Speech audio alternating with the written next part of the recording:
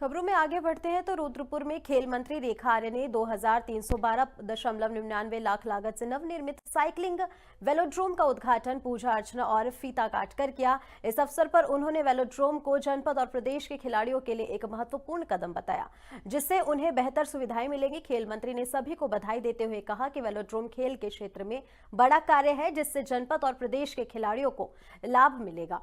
उन्होंने कहा कि देश का ये 8वां साइकिलिंग वेलोड्रोम है। राष्ट्रीय खेलों की मेजबानी उत्तराखंड के लिए गर्व की बात है। तो राष्ट्रीय खेलों में स्वर्ण पदक लाने वाले खिलाड़ियों को 12 लाख की नगद धनराशि भी दी जाएगी।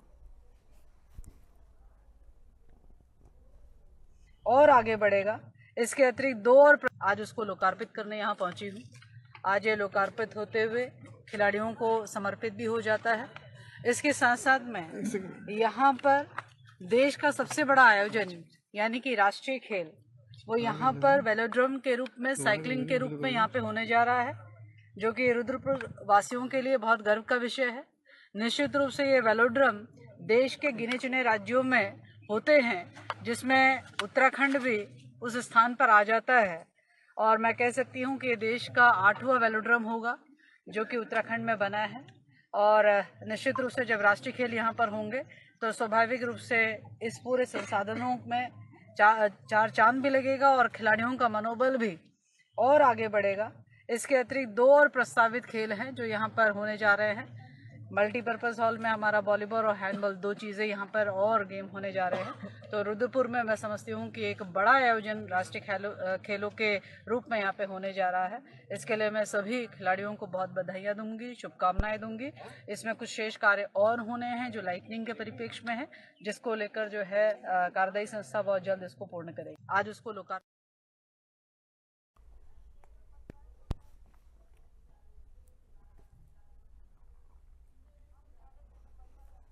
तो इसी खबर पर ज्यादा जानकारी देने के लिए संवाददाता चेतन बत्रा हमारे साथ जुड़ चुके हैं। चेतन, जिस तरीके से उत्तराखंड को 8वां साइकिलिंग वेलोड्रोम मिला है, इसको लेकर आपके पास क्या ज्यादा जानकारी है और खिलाड़ियों में किस तरह की उत्सुकता देखने को मिली? जी बिल्कुल, देखिए ये उत्तराखंड राज्य के लिए बहुत गौरवपूर्ण विषय है कि उत्तराखंड राज्य देश का 8वां राज्य ऐसा है जहां साइकिलिंग वेलोड्रोम बना है, जिसकी शुरुआत राष्ट्रीय खेलों को देखते हुए की गई है, जो ट्रैक तैयार किया गया है। और यहाँ पर क्योंकि राष्ट्रीय खेल रुद्रपुर में होने हैं तो उसके लिए तैयारियां पूरी की गई हैं, वेलोड्रोम तैयार किया गया है। और ऐसे में खिलाड़ियों के अंदर भी खासा उत्साह है कि उत्तराखंड के लिए एक नई चीज है, रुद्रपुर या उधम सिंह नगर के लिए एक नई चीज है। तो इससे उत्तराखंड का नाम ना सिर्फ देश में, विदेश में भी बिल्कुल जरूर आगे बढ़ता है और ऐसे खिलाड़ियों को भी प्रोत्साहन मिलता है आगे नए नए खेलों की तरफ जाने के लिए और प्रोत्साहन उनको बढ़ता है। जी चेतन, अगर हम अपने व्यूअर्स को बताना चाहें तो ये साइक्लिंग वेलोड्रोम पूरी तरीके से है क्या?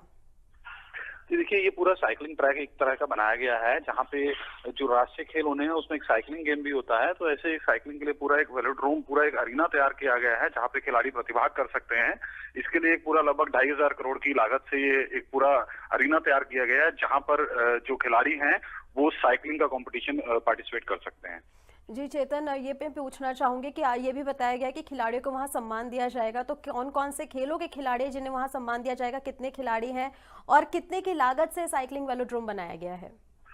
तो देखिए ये तो अभी शुरुआती दौर है। अभी सरकार ने जो राष्ट्रीय खेल होने हैं उसके लिए घोषणा की है कि जो राष्ट्रीय खेलों में जो पदक लाएंगे उनके लिए जो गोल्ड मेडल लाएगा उनको 12 लाख रुपए का इनाम सरकार देगी। तो अभी शुरुआती दौर है। अभी राष्ट्रीय खेल की शुरुआत जब होगी उसके बाद ये देखना होगा कि सरकार और अन्य किन पुरस्कारों के लिए खिलाड़ियों को पुरस्कृत करती है और उनको उत्साहवर्धन करने के लिए किस किस तरह की घोषणाएं और करती है। लेकिन फिलहाल इनिशियल स्टेज पर सरकार ने जो गोल्ड मेडल लाएंगे, जो प्रतिभागी जीतेंगे, उनको 12 लाख रुपए देने की घोषणा की है। इसके अलावा लगभग 2500 लाख की लागत से इस पूरे वेलोड्रोम को तैयार किया गया है, जिसका उत्तराखंड की खेल मंत्री रेखा आर्य ने शुभारंभ किया है। इसके अलावा रुद्रपुर में जो है हैंडबॉल और वॉलीबॉल की जो राष्ट्रीय खेल हैं वो भी प्रस्तावित है, उसकी भी लगभग तैयारी की जा रही है।